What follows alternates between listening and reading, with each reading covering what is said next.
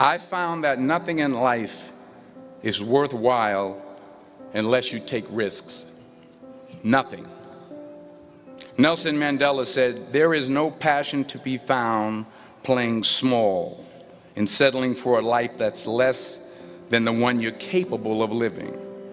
Now, I'm sure in your experiences in school and applying to college and picking your major and deciding what you want to do with life, I'm sure people have told you to make sure you have something to fall back on. Make sure you got something to fall back on, honey. But I never understood that concept, having something to fall back on. If I'm going to fall, I don't want to fall back on anything except my faith. I want to fall forward. I figure at least this way I'll see what I'm going to hit.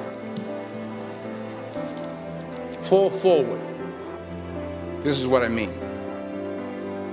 Reggie Jackson struck out 2,600 times in his career, the most in the history of baseball. But you don't hear about the strikeouts. People remember the home runs. Fall forward. Thomas Edison conducted 1,000 failed experiments. Did you know that? I didn't know that.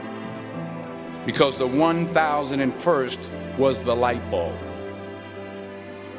Fall forward.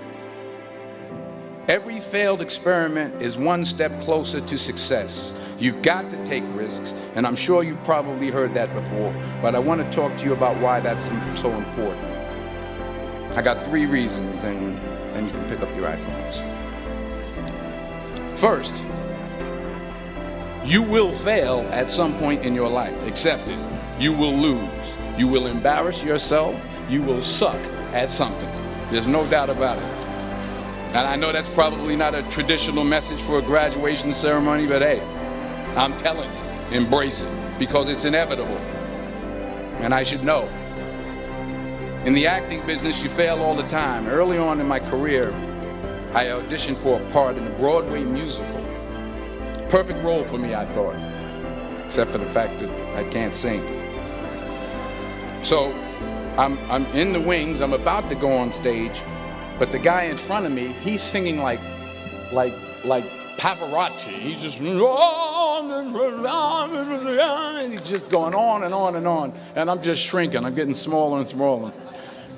So they say, "Oh, thank you very much, and you'll be hearing from us." So I come out with my little sheet music, and it was Just My Imagination by the Temptations. That's what I came up with. So I hand it to the accompanist, and she looks at it and looks at me and looks out at the director and was like, "All right."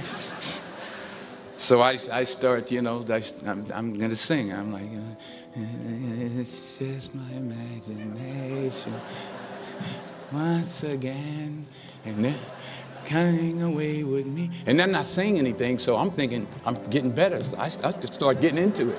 It was just my imagination. Running. They say, "Oh, yeah, thank you very much, Mr. Washington. Thank you." So I assumed I didn't get the job. But the next part of the audition, he called me back. The next part of the audition is the acting part of the audition. So I'm like, hey, okay, maybe I can't sing, but I know I can act. So they pair me with this guy, and again, I didn't know about musical theater. And musical theater is big, so they can reach everyone all the way in the back of the stadium. And I'm more from a realistic, naturalistic kind of acting where you actually talk to the person next to you. So I don't know what my line was. My line was, "Well, hand me the cup." And his line was, "Well, I will hand you the cup, my dear. The cup will be there to be handed to you." I said, "Oh, okay." "Well, should I give you the cup back?" "Oh, yes, you should give it back to me, because that is my cup, and it should be given back to me." I didn't get the job. But here's the thing. I didn't quit. I didn't fall back. I walked out of there to prepare for the next audition, and the next audition, and the next audition. I prayed. I prayed. And I prayed. But I continued to fail and fail and fail. But it didn't matter, because you know what? There's an old saying, you hang around the barbershop long enough, sooner or later you're going to get a haircut. So you will catch a break, and I did catch a break. Last year, I did a play called Fences on Broadway. Someone talked about it. Won the Tony Award. And I didn't have to sing, by the way. But here's the kicker. It was at the Court Theater. It was at the same theater that I failed that first audition 30 years prior. The point is, and I'll pick up the pace, the point is, every graduate here today has the training and the talent to succeed. But do you have the guts to fail? Here's my second point about failure. If you don't fail, you're not even trying. I'll say it again. If you don't fail, you're not even trying. My wife told me this great expression.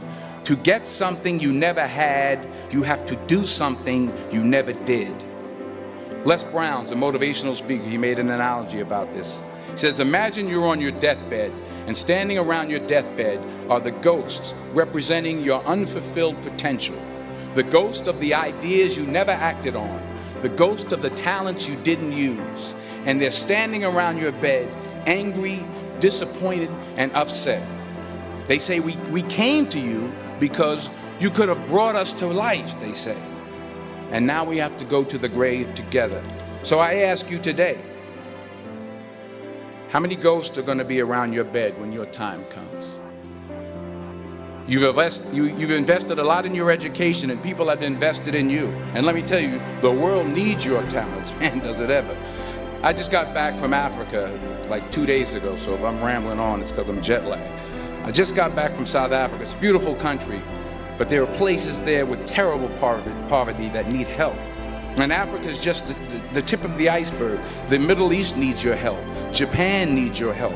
Alabama needs your help. Tennessee needs your help. Louisiana needs your help. Philadelphia needs your help. The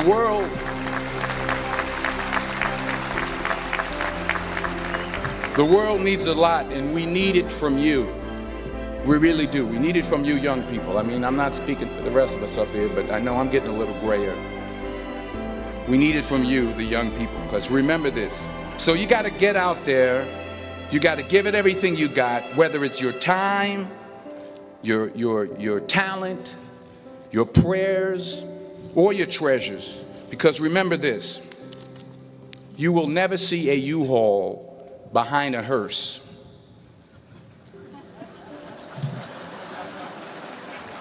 I'll say it again. You will never see a U-Haul behind a hearse. You can't take it with you. The Egyptians tried it, and all they got was robbed. What are you going to do with what you have? I'm not talking about how much you have.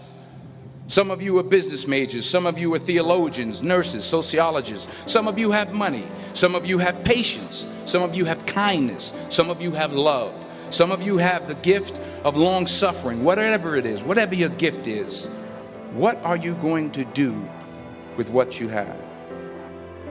All right, now here's my last point about failure.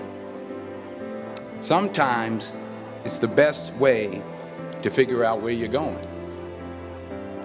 Your life will never be a straight path. I began at Fordham University as a pre-med student.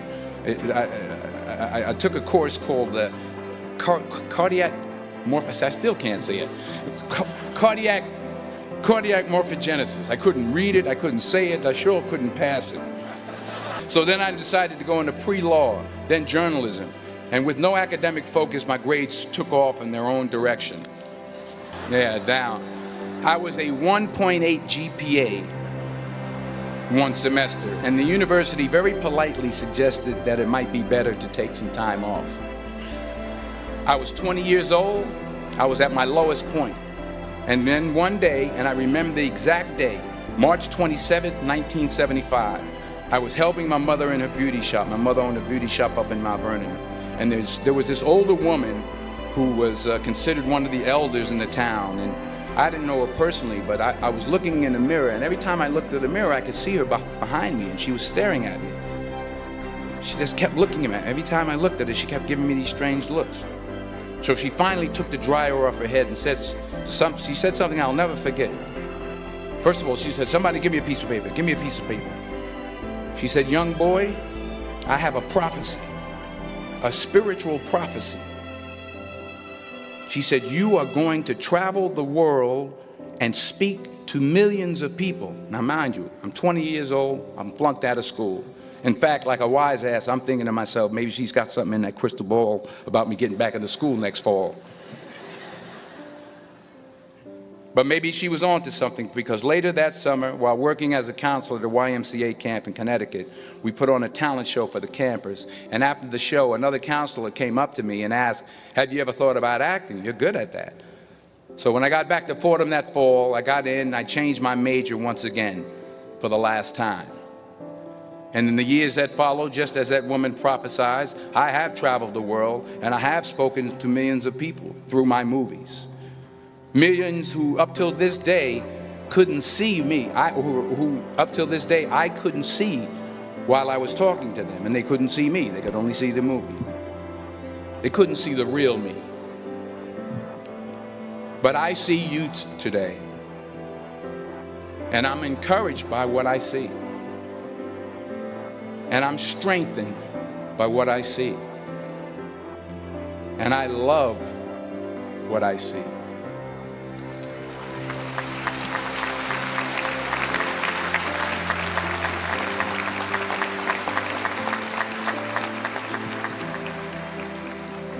One more page, and I'll shut up. Let me conclude with this one final point, and actually the president kind of brought it up. It has to do with the movie Philadelphia. She stole my material. Many years ago, I did this movie called Philadelphia. We filmed some of the scenes right here on campus. Philadelphia came out in 1993. Most of you were probably still in diapers. Some of the professors too. But that cracked me up. But it was a good movie. Rent it on Netflix. It's a good movie. Rent it. I get 23 cents every time you rent it. Please, rent it. True. Parents up there, rent it. Netflix, please. Tell your friends too. It's about a man played by Tom Hanks who's fired from his law firm because he has AIDS. He wants to sue the firm, but no one's willing to represent him until a homophobic ambulance chaser lawyer, played by yours truly, takes on the case. In a way, if you watch the movie, you'll see everything I'm talking about today. You'll see what I mean about taking risk or being willing to fail. Because taking risk is not just about going for a job. It's also about knowing what you know and what you don't know. It's about being open to people and to ideas. In the course of the film, the character I play begins to take small steps, small risks. He very, very, very slowly begins to overcome his fears. And I feel ultimately his heart becomes flooded with love. And I can't think of a better message as we send you off today. To not only take risks, but to be open to life, to accept new views, and to be open to new opinions, to be willing to speak at a commencement at one of the best universities in the country, even though you're scared stiff. While it may be frightening, it will also be rewarding. Because the chances you take, the people you meet, the people you love, the faith that you have, that's what's going to define you. So members of the class of 2011, this is your mission. When you leave the friendly confines of Philly, never be discouraged. Never hold back. Give everything you got. And when you fall throughout life, and maybe even tonight after a few many glasses of champagne, remember this: fall forward. Congratulations. I love you. God bless you. I respect you.